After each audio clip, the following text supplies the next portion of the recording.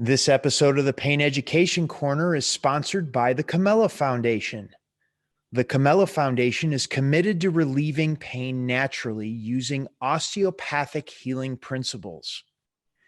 Here at the Camella Foundation, we envision a world where people achieve their maximum potential by being empowered with knowledge and skills to heal themselves and others. This information is to be used for educational purposes only and not to be construed as medical advice. If you have any questions or concerns, please consult a licensed healthcare professional. Hello, it's Bill, the knee pain guru. Welcome to the Pain Education Podcast, brought to you by the Camella Foundation. We're going to dig in this week. We're going to talk about neck pain. The format for this week's podcast is going to be a little different. Normally, I'm interviewing someone on a special topic around pain. And what you're going to begin to see with all of these different podcasts is how they tie together. The interview on the gut health, how it ties in with lower back pain, interviews on eye tension, how it ties in with what's going on with your neck. So there's an integration. I think that's really what the podcast is bringing to the table, is beginning to broaden your perspective on how pain can affect multiple parts of your body, and what we may equate as pain.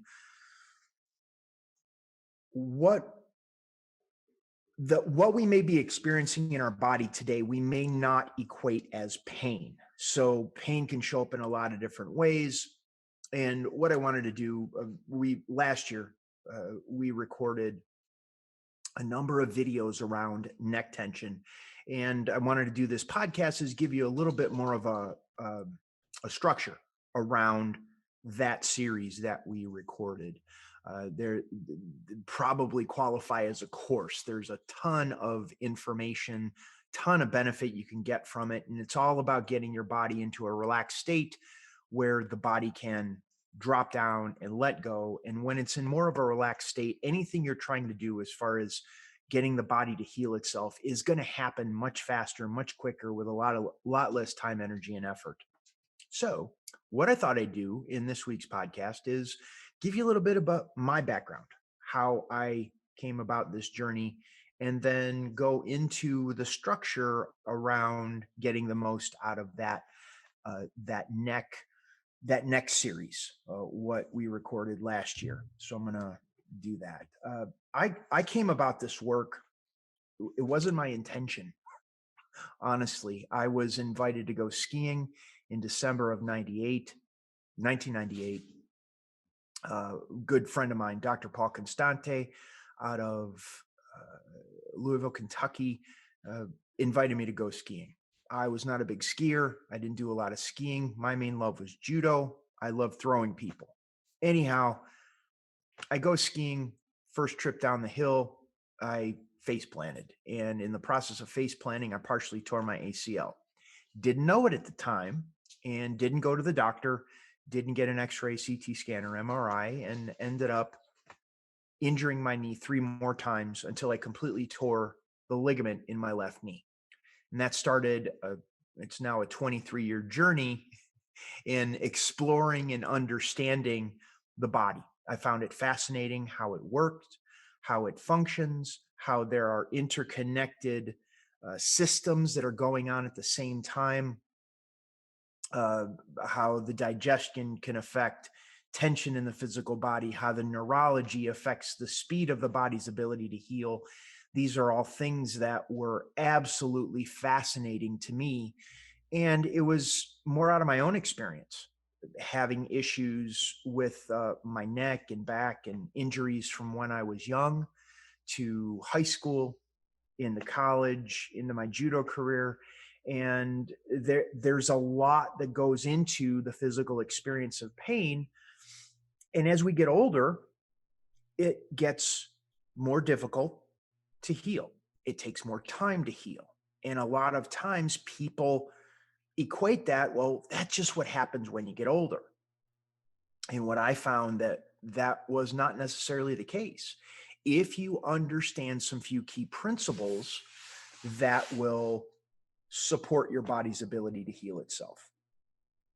So this is an accumulation of the past 23 years of experience in martial arts, in body work.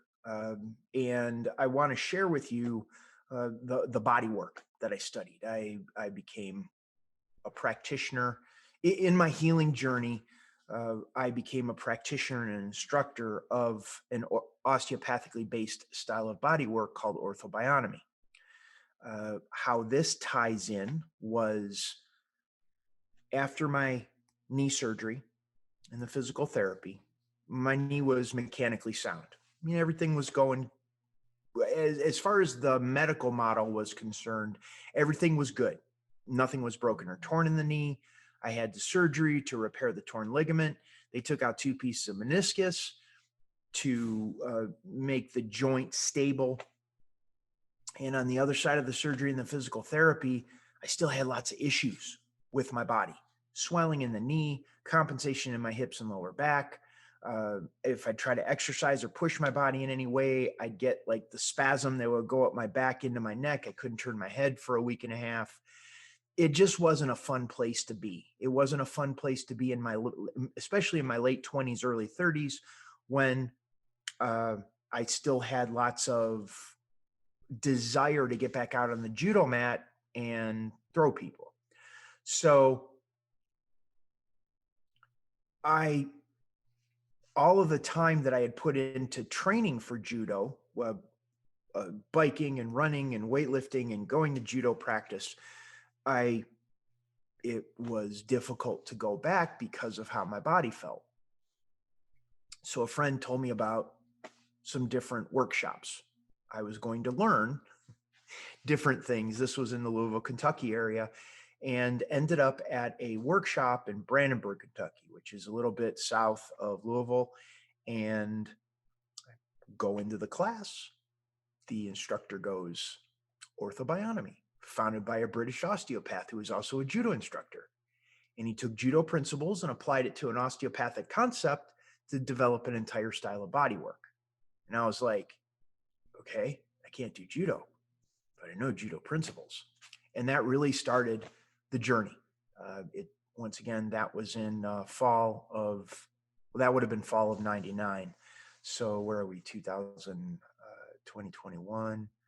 So 22, 23 years, it's been a journey. So I've been studying this work, and it's all based on universal principles, this body work called ortho-bionomy. I'll give you a little bit of detail on that right now. Ortho-bionomy, the literal Greek translation is the correct application of the natural laws of life. No matter what, comfort is key. And this is all going to tie into the neck series. That's going to be the bonus below this podcast. So comfort is key. Comfort trumps everything. If you're wondering what to do or if you're doing it right, as long as you're comfortable, you're fine. And this is a challenge for people, especially if they've had a lot of stress or tension or discomfort in their neck or jaw or upper shoulders or back or whatever it is, to recognize that comfort feels like you're doing nothing. That's a big part of this process. So this work addresses stress and tension in the body. It resets the proprioceptive nervous system. Now, the proprioceptive nervous system is when you go into a doctor, your doctor taps your knee with a hammer, your knee jumps. You can't control it because the reflexes are engaged. When he taps your knee with the little rubber mallet, your knee jumps. That is set off. The jumping of your leg is set off by the reflexes. These reflexes that are with us all day, every day, as long as we're alive, these are functioning.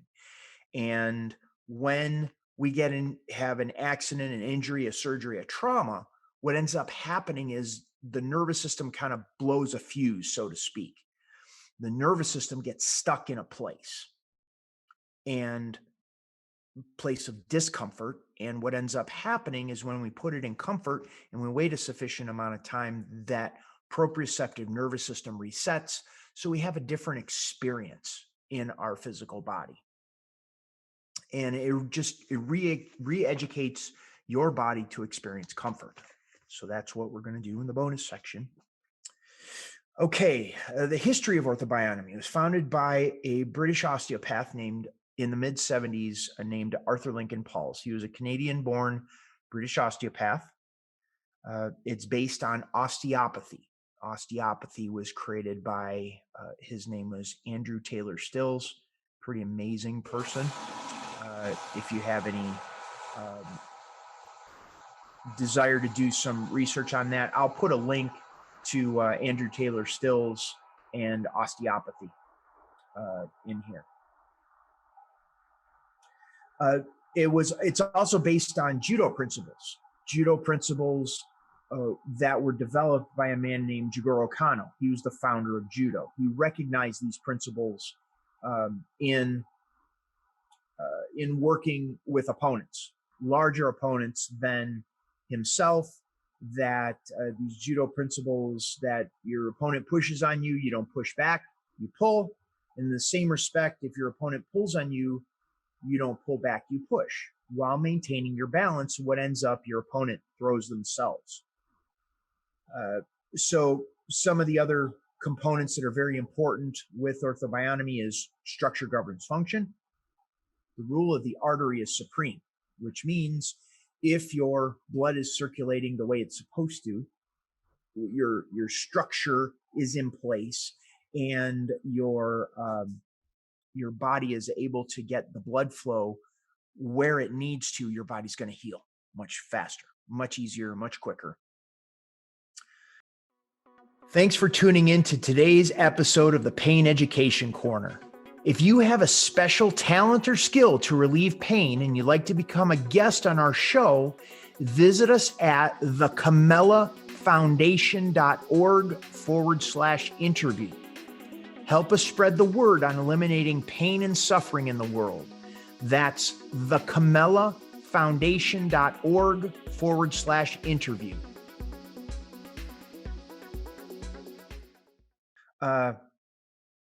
Arthur Lincoln Pauls was inspired by an American osteopath named Lawrence Jones. And Lawrence Jones wrote a book called Spontaneous Release by Positioning. There are some other books, Strain and Counter Strain, that he wrote. They're the origins of this work, ortho-bionomy. So that was a little bit of the history of ortho-bionomy. Then we have the principles. We talked about the judo, the push-pull. You want to maintain your balance, and that's what we're looking to bring to the body without causing pain. We want to keep it in comfort all the time. We want to exaggerate a pattern, and we want to increase self-awareness. So if your neck hurts going one direction, we don't want to go in that direction. We want to go in the opposite direction, which doesn't hurt. It's comfortable. And that's the exaggeration of the pattern. And when we go to comfort, we quiet the nervous system. You gain more of an awareness of how this pattern that's going on in your neck ties in with other parts of your body. Let's see, that was the principles. The philosophy of ortho-bionomy. It's homeopathic in nature. Two negatives make a positive. Once again, these are based on universal principles. These principles apply no matter who you are, no matter where you are or what's going on. These universal principles are going to apply no matter what situation or scenario you're working with, as long as nothing is broken or torn in the body. That's important. Make sure you go to the doctor first, verify, get your X-ray, CT scan, MRI, and make sure nothing is broken or torn. Because in that case, the pain could be from what's broken or torn, and we don't want to make that worse for you.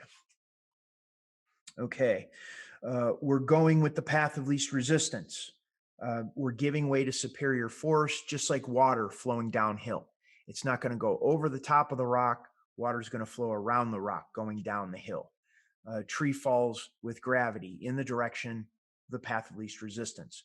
So now we're taking all these principles that we see all around us in nature and in life, and we're applying it to the physical body in a way that engages these self-corrective reflexes from the proprioceptive nervous system so the body can heal itself.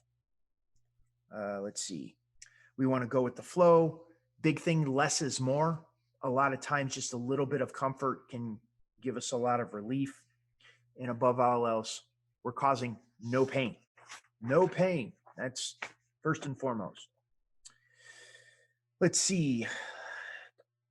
So when we create this comfort, what are we looking for? We're looking for this experience that it's okay, feels like we're not doing anything. But in that position of comfort, we're going to look for some cues from the neurology, your nervous system. What is going on in your neck, in your shoulders, in your upper back, in your jaw? We're looking for some cues. And that could be, you could feel pulsing. Pulsing is an indication that there's a releasing of tension. You're increasing blood flow in a certain area that was too tight before because of the pain, because of how your body was compensating for that experience. You can feel fluttering, like a little fluttering underneath the skin. You can feel heat. You can feel cold.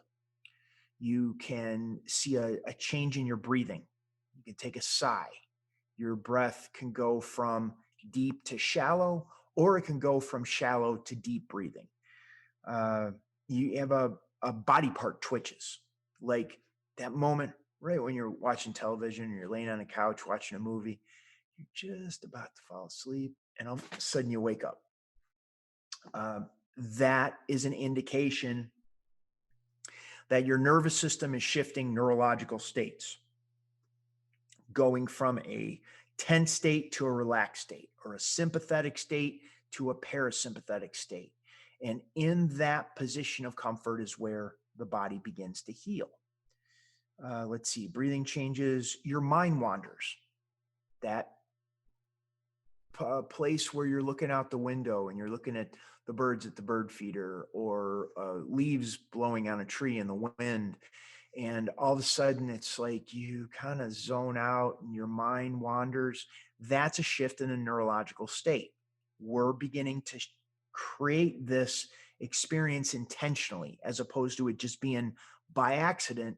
Now we're focusing our attention to an area of your neck, in this case, that is feeling uncomfortable. It's feeling tight. It's feeling tender, whatever you're experiencing in your neck. And it begins to develop what this process is doing. It's beginning to teach you to develop a trust in yourself, a trust in what works for you when your body has let go of the tension that it's holding on to, and really get a better and deeper understanding of how your body works and functions. We're going to hold the neck we're going to position the neck in a position of comfort, and then we're going to wait for 10 to 30 seconds and then recheck to see if anything is different. And in the meantime, while we're holding the neck in that position, we're going to wait for these cues from our nervous system. The pulsing, the fluttering, the heat or the cold, the breathing change, the body part twitching, the mind wanders, eyes blinking. That's another one, right before you're about to fall asleep. And then you're going to check for change to see if that is even a little bit different. Because even if it's just a little bit different, we just need to do more of that, more of comfort. And that what we focus on expands. So the more we focus on comfort, the more comfort is going to become the reality in your neck and in other parts of your body. And then we're tying these in with these other podcasts that we're doing these interviews on. You're going to see amazing things of how your body's going to heal, how quickly it'll change when we're not fighting it, when we're not causing pain. Let's see. So with this work, as long as we're only creating comfort, the worst case scenario that happens is nothing changes.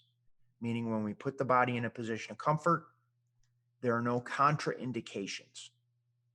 So if you're like trying to stretch your neck or twist your neck or whatever it is, and you're straining it or struggling or causing pain, that's not what we're doing here. We're focusing strictly on comfort. And when the pain level is high, our comfort level is going to be smaller. And when we focus on that smaller comfort level, once again, the neck relaxes, the body reflexes engage, and then that small position of comfort begins to expand. The more it expands, the more range of motion you get, and the more your body's able to come back online and begin to heal itself. And this is going to be good. I'm thinking through this for someone who's been slept on their neck funny, or if they've been going to the doctor, they're not getting relief, and they've had whiplash, or they've fallen on slipped or something like that, and they've injured their neck somehow. But once again, make sure you go to the doctor. There's nothing broken or torn, and then we can begin working with this. The big part about this, as we're creating comfort in the neck, that it may look silly, meaning your position of comfort could be, something goofy like this. And it's goofy in the sense that you're not used to it, but it doesn't mean it's wrong for what's going on. And recognize that the more we focus on this position of comfort, we're not worried about the outward looks. What ends up happening is the body begins to unwind on a very deep level, and comfortable range of motion expands. When the comfortable range of motion expands, that means you could start living your life more comfortably. And you can see, as we relax the tension in the neck, we gain more awareness of other parts of our bodies, of our body. And then we could begin working with those areas instead of it being like this crisis all the time. So that is the introduction to the body work, the ortho-bionomy. So the further information about this is going to be below. Just click the orange bonus button, and that'll take you to the page with all of the videos that were recorded last year around the neck, working with neck tension. There is, I think, 5 or 6. That is the foundational thing. I'm going to break it down into specific directions, and then we're going to go into more dynamic work where we're allowing the body to unwind in a very dynamic way, or the neck to unwind in a very dynamic way. For those that are familiar with body work, that would look something like myofascial release. Although it's on that, there's an element of that. There are other factors going on as well. And this is something that a person can do themselves. So hopefully that gives you a better context of what's going on with this next series that we're offering here at the Camella Foundation. All of the work here at the Camella Foundation is based on osteopathic principles, which are universal principles, so we can begin to get people out of pain so they could start living their life that they want to live, and not thinking that it's because they're getting older or they've abused their body or whatever that is. Although those factors come into play, it's not as great of a factor. Those factors aren't as great once you begin to learn these principles. So we're going to wrap the podcast up today. Go ahead, go down below this video. I will put information in the show notes about osteopathy, Andrew Taylor Stills, judo, Jigoro Kano. That'll be below this. You can check that out. I'll throw in a link to my website, the Knee Pain Guru. You can check that out as well. And then the bonus section will take you to all of the links for the next series that we recorded last year. Okay, this is Bill Parravano, the Knee Pain Guru, thanking you so much for being here. That'll be this week's podcast. We're going to have some cool people that are coming up that we're going to be interviewing all around pain, and we're going to evolve from it talk about cooler stuff, how you can enjoy your life, things like that. Make sure you sign up for the Camella Foundation newsletter, like and subscribe to the podcast or the video, wherever you're watching this. And we're going to scoot for today. Thank you so much. Have a wonderful day, and we will see you on the next one. Have a great one. Bye-bye. Thank you for tuning into this week's segment of the Pain Education Corner. To learn more about the work we do at the Camella Foundation, please visit our website at the Camella, COMELLA Foundation. Join us next week for another conversation on natural healing methods to eliminate pain.